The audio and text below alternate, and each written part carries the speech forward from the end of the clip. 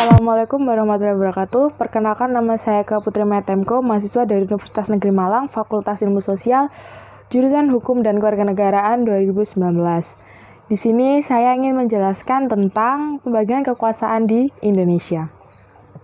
Pembagian kekuasaan di Indonesia dibagi menjadi dua secara garis besar, yaitu vertikal dan horizontal. Apa itu pembagian kekuasaan secara vertikal?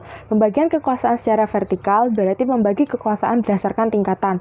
Tingkatan di sini yang dimaksud adalah tingkatan dalam pemerintahan. Di Indonesia sendiri, pembagian kekuasaan secara vertikal telah diatur sesuai pasal 18 ayat 1 Undang-Undang Dasar Negara Republik Indonesia 1945 yang berbunyi, Negara Kesatuan Republik Indonesia dibagi atas daerah-daerah provinsi dan daerah provinsi itu dibagi atas kabupaten dan kota. Yang tiap-tiap provinsi, kabupaten, dan kota itu mempunyai pemerintah daerah yang diatur dengan undang-undang. Lalu yang kedua, pembagian kekuasaan secara horizontal. Apa itu pembagian kekuasaan secara horizontal? Pembagian kekuasaan secara horizontal adalah pembagian kekuasaan menurut fungsinya secara horizontal atau yang setara. Pembagian secara horizontal membagi kekuasaan menjadi 3 bagian, yaitu legislatif, eksekutif, dan yudikatif. Tapi, tahukah kalian, pembagian kekuasaan di Indonesia sekarang udah nggak hanya 3 aja, tetapi ada 6 bagian. Apa aja bagian itu? Yang pertama, kekuasaan konstitutif.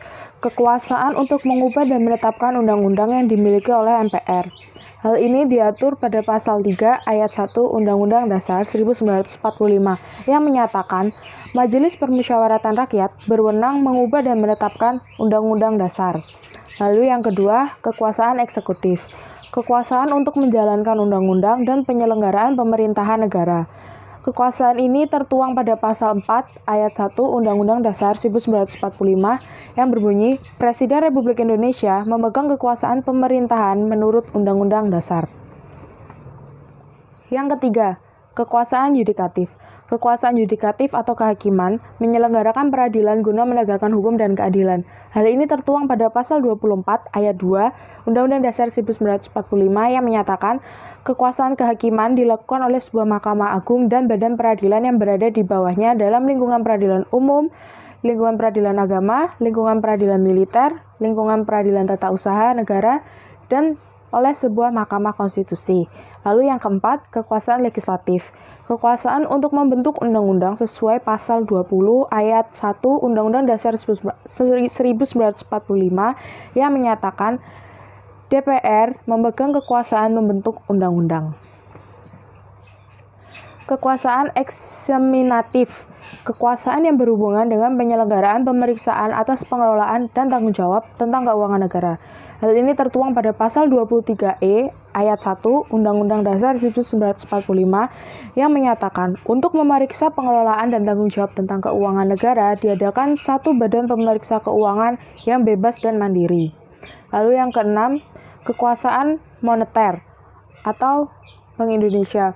Kekuasaan untuk menetapkan dan melaksanakan kebijakan moneter, mengatur dan menjaga kelancaran sistem pembayaran, serta memelihara kestabilan nilai rupiah.